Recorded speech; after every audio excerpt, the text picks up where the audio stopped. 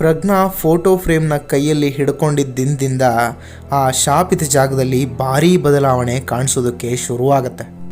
ದಿನದಿಂದ ದಿನಕ್ಕೆ ಆ ಮನೆ ಇದ್ದಂತಹ ಮಣ್ಣು ತೀವ್ರವಾಗಿ ಬಿಸಿಯಾಗತೊಡಗುತ್ತೆ.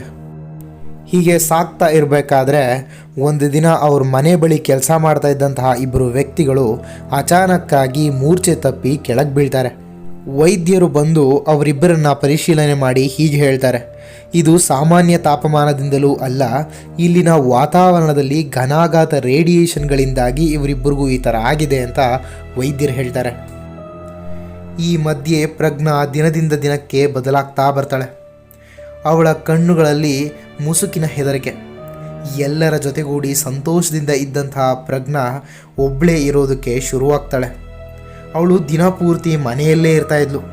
ಮನೆ ಮೇಲ್ಗಡೆ ಮಹಡಿ ಮೇಲೆ ನಿಂತ್ಕೊಂಡು ಆ ಪಾಳು ಬಿದ್ದ ಮನೆ ಇದ್ದಂತಹ ಜಾಗನ ಸುಮ್ಮನೆ ನೋಡ್ತಾನೇ ಇರ್ತಾಯಿದ್ಲು. ಹೀಗೆ ಸಾಕ್ತಾ ಇರಬೇಕಾದ್ರೆ ಒಂದು ದಿನ ಅವಳು ಮಲಗ್ತಾ ಇದ್ದಂತಹ ಮಂಚದ ಕೆಳಗಡೆ ಒಂದು ವಿಚಿತ್ರವಾದಂತಹ ಬೆಳಕು ಕಾಣಿಸೋದಕ್ಕೆ ಶುರುವಾಯಿತು. ಇದೇನಿದು ಅಂತ ನೋಡೋದಕ್ಕೆ ಕೆಳಗಡೆ ನೋಡಿದಾಗ ಆ ಫೋಟೋ ಫ್ರೇಮ್ ಹೊಳಿತಾ ಇತ್ತು. ಅದನ್ನು ತಗೊಂಡು ಆ ಫೋಟೋ ಮೇಲ್ಗಡೆ ಕೈ ಇಟ್ಟಾಗ ಯಾರೋ ಫೋಟೋ ಫ್ರೇಮ್ ಒಳಗಡೆ ಪ್ರಜ್ಞಾನ ಎಳೆದಾಗೆ ಅನುಭವ ಆಗುತ್ತೆ. ಒಂದು ಕ್ಷಣ ಬೆಚ್ಚಿ ಬಿದ್ದಂತಹ ಪ್ರಜ್ಞಾ ಫೋಟೋ ಫ್ರೇಮ್ನ ಬಿಸಾಕಿ ಓಡೋಗ್ತಾಳೆ. ಅವಳು ಓಡುವ ಆತರದಲ್ಲಿ ಅವಳ ತಂದೆ ಇಟ್ಕೊಂಡಿದ್ದಂತಹ ಹಳೆಯ ಪೆಟ್ಟಿಗೆಯನ್ನು ತಳ್ಳಿ ಕೆಳಗೆ ಬೀಳಿಸ್ತಾಳೆ. ಆ ಪೆಟ್ಟಿಗೆ ಒಳಗಿಂದ ಒಂದು ಡೈರಿ ಮತ್ತು ಒಂದು ಭಯಾನಕ ಫೋಟೋ ಹೊರಗಡೆ ಬೀಳುತ್ತೆ.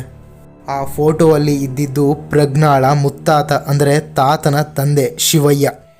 ನಂತರ ಪ್ರಜ್ಞಾ ಆ ಡೈರಿನ ತಗೊಂಡು ಓದೋಕ್ಕೆ ಶುರು ಮಾಡ್ತಾಳೆ. ಆ ಡೈರಿಯಲ್ಲಿ ಅವರ ತಾತ ಶ್ರೀರಾಮಯ್ಯ ಮತ್ತು ಅವರ ಮುತ್ತಾತ ಶಿವಯ್ಯನ ಬಗ್ಗೆ ಕೆಲವು ವಿವರಗಳಿರ್ತವೆ. ಶಿವಯ್ಯ ಒಬ್ಬ ದುಷ್ಟ ಮಾಟ ಮತ್ತು ವಾಮಾಚಾರ ತಂತ್ರಗಳಲ್ಲಿ ಪರಿಣಿತನಾಗಿದ್ದ. ಅವನು ಸದಾ ತನ್ನ ಶಕ್ತಿ ಜೀವಂತವಾಗಿರಬೇಕು ಅಂಥೇಳಿ ಕಾಲಜ್ಞಾನ ಎಂಬ ಅಪಾಯಕಾರಿ ಮಾಟವನ್ನು ಮಾಡ್ತಾ ಇದ್ದ.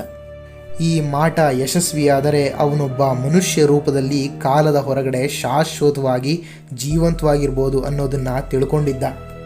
ಆದರೆ ಅವನ ಮಗ ಅಂದರೆ ಪ್ರಜ್ಞಾಳ ತಾತ ಶ್ರೀರಾಮಯ್ಯ ಇಂತಹ ದುಷ್ಟ ವಿದ್ಯೆಗಳ ವಿರುದ್ಧವಾಗಿದ್ದವನು.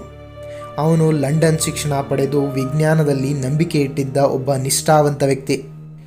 ಆತ ಅವನ ತಂದೆ ಮಾಡ್ತಾ ಇದ್ದಂತಹ ದುಷ್ಟ ಕಾರ್ಯಗಳನ್ನು ನಿಲ್ಲಿಸಬೇಕು ಅಂತ ಹೇಳಿ ಆ ಸಂದರ್ಭದಲ್ಲಿ ಬ್ರಿಟಿಷ್ ಅಧಿಕಾರಿಯಾಗಿದ್ದಂತಹ ಲೆಫ್ಟಿನೆಂಟ್ ಹರ್ನಾಲ್ಡ್ ಹೆಸರಿನ ಅಧಿಕಾರಿಯನ್ನು ಭೇಟಿ ಮಾಡ್ತಾನೆ. ಆದರೆ ಆ ಬ್ರಿಟಿಷ್ ಅಧಿಕಾರಿ ಸಹ ಮಾಟ ಮಂತ್ರ, ಪ್ಯಾರಲಲ್ ವರ್ಲ್ಡ್ ಇದ್ರ ಬಗ್ಗೆ ತುಂಬ ಆಸಕ್ತಿಯನ್ನು ಹೊಂದಿದ್ದ. ಶಿವಯ್ಯ ಮಾಡ್ತಾ ಇದ್ದಂತಹ ಮಾಟ ಮಂತ್ರದಲ್ಲಿ ಬ್ರಿಟಿಷ್ ಅಧಿಕಾರಿ ಲೆಫ್ಟಿನೆಂಟ್ ಅರ್ನಾಲ್ಡ್ನ ಸಾಥ್ ಕೂಡ ಇದೆ ಅನ್ನೋ ವಿಷಯ ಶ್ರೀರಾಮಯ್ಯನಿಗೆ ಗೊತ್ತಾಗತ್ತೆ.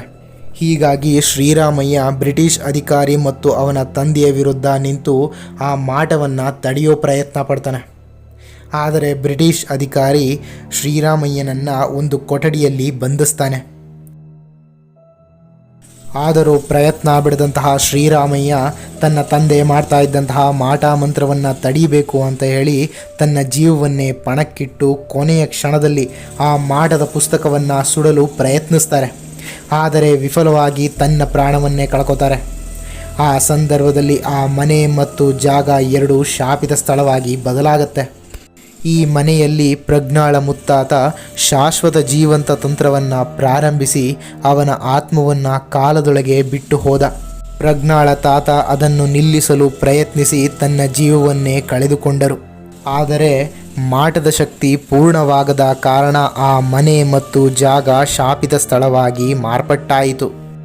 ಆ ಡೈರಿಯ ಕೊನೆಯಲ್ಲಿ ಇದ್ದಂತಹ ಒಂದು ಸಾಲನ್ನು ಓದಿದಂತಹ ಪ್ರಜ್ಞಾಳಿಗೆ ಅವಳ ಸಮಸ್ಯೆಗೆ ಪರಿಹಾರ ಸಿಕ್ಕಿದಂತಾಯಿತು. ಪಂಚಭೂತಗಳಲ್ಲಿ ಒಂದಾಗಿರುವಂತಹ ಅಗ್ನಿಯೊಂದಿಗೆ ಈ ಶಾಪದ ಅಂತ್ಯ. ಈ ವಾಕ್ಯವನ್ನು ಡೈರಿಯಲ್ಲಿ ಓದಿದಂತಹ ಪ್ರಜ್ಞಾಳಿಗೆ ತನ್ನ ಸಮಸ್ಯೆಗೆ ಪರಿಹಾರ ಸಿಕ್ಕಿದಂತಾಯಿತು. ಅವರ ಮನೆಯ ದೇವರ ಮನೆಯಲ್ಲಿದ್ದಂತಹ ದೀಪ, ಡೈರಿ ಮತ್ತು ಪೆಟ್ಟಿಗೆಯನ್ನು ಬಲಗೈಯಲ್ಲಿ ಹಿಡಿದು ಫೋಟೋ ಫ್ರೇಮ್ನ ಸಹಾಯದಿಂದ ಅವಳು ಮನೆಯೊಳಗೆ ಹೋಗ್ತಾಳೆ. ನಂತರ ಆ ಕೊಠಡಿ ಒಳಗೆ ಹೋಗ್ತಾಳೆ. ಆ ಕೊಠಡಿಯಲ್ಲಿ ಇದ್ದಂತಹ ಪಿಯಾನೋ ನುಡಿಸೋಕೆ ಪ್ರಾರಂಭಿಸುತ್ತೆ. ಪಿಯಾನೋವನ್ನು ಎಳೆದು ಕೊಠಡಿಯ ಮಧ್ಯಕ್ಕೆ ತರ್ತಾಳೆ.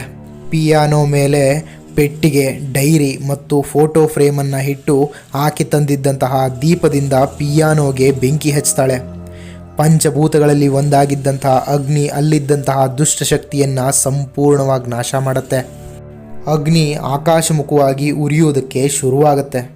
ಇದರ ನಡುವೆ ಜೋರಾದ ಗುಡುಗು ಸಿಡಿಲುಗಳ ನಡುವೆ ಜೋರಾದ ಮಳೆ ಬರೋದಕ್ಕೆ ಶುರುವಾಗುತ್ತೆ. ಬೀಳ್ತಾ ಇದ್ದಂತಹ ಮಳೆ ಆ ಮಣ್ಣಿನ ತಾಪಮಾನವನ್ನು ಕಡಿಮೆ ಮಾಡುತ್ತೆ. ಆ ನೆಲಕ್ಕೆ ಅಂಟಿದ್ದಂತಹ ಶಾಪವನ್ನು ಮುಕ್ತಿಗೊಳಿಸುತ್ತೆ.